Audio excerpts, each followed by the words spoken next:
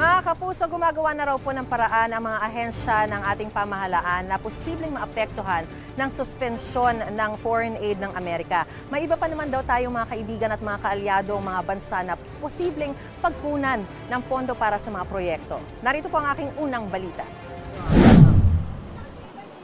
Dekada-dekada nang tumatanggap ng tulong mula sa American City Health Department ng Quezon City para labanan ng iba-ibang sakit, kabilang ang tuberculosis. Idinadaan yan sa United States Agency for International Development o USAID, ahensya ng gobyerno ng Estados Unidos na nangunguna sa pagbibigay ng humanitarian aid sa mga partner na bansa.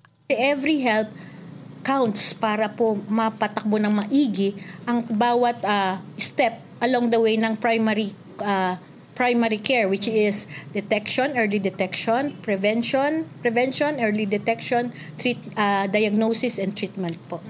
Kaya hindi raw maiwasang mabahala ng Quezon City Health Department nang malamang suspendido muna ang mga tulong ng Amerika.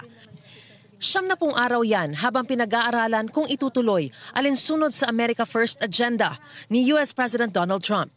Pero hindi lang Quezon City Health Department ang nakikinabang sa tulong ng USAID.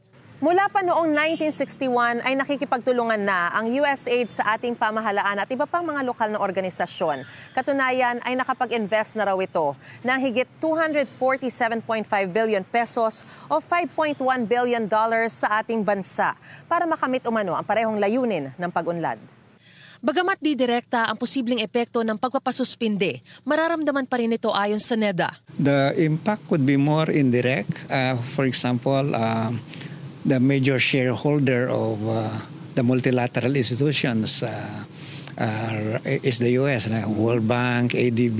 If if the lending facility, especially for official development assistance,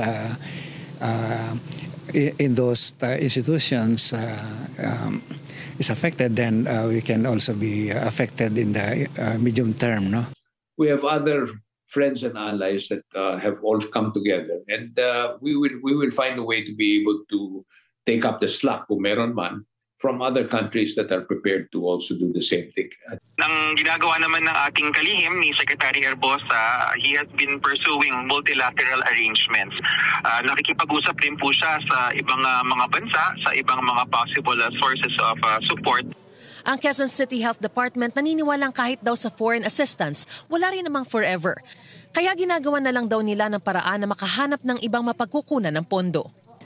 Pag nag-enter kami into AMOA, alam namin na may certain coverage period kung kailan mag-e-end. Hindi naman natin hahayaan, ma'am, na mapilayan kasi dapat continuous lahat ng serbisyo. Ito ang unang balita. Mariz Umali para sa GMA Integrated News.